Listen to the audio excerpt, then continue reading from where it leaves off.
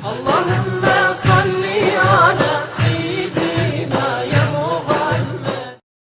So the British and others, they made the Ottomans dismantle the awqaf system. Why?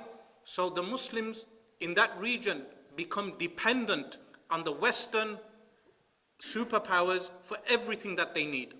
So the current situation in the Muslim world, where you have the infrastructure of the Muslim world that was dismantled by the colonial powers, and then when the colonial powers left, they placed governments of such a nature that those governments that govern the Muslim world today do not have the original institutions that the Muslims had set up. Like in the Mughal Empire in India, the Mughals had institutions set up within the empire. How?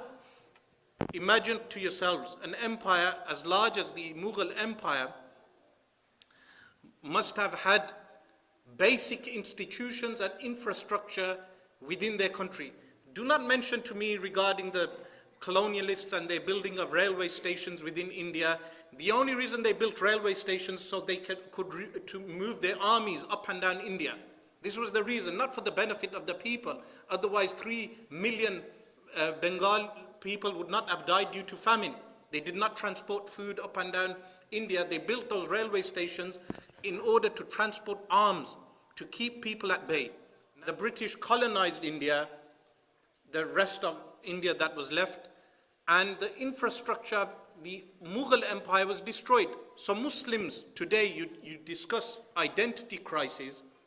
Why did your grandparents need to leave the mountains of Kashmir, the beauty of Kashmir, to come to mills and work in mills? Why did they need to do that? Because the country that you lived in was pillaged and raped by the very same people. And they took the wealth from those countries and brought the wealth here. So people were forced to migrate. So do not mention this great favor that we live in this country and this is a great favor for us. No. Go back in history and identify yourselves. That who are we? What is our identity? Our identity is Islam. And the infrastructure of Islam which ruled the Muslim world, yes, there were empires with problems, but the Muslim world had wealth. The Muslim world was successful until the pillaging came and the colonialists deconstructed those institutions within the Muslim world, and today we see the state of our countries.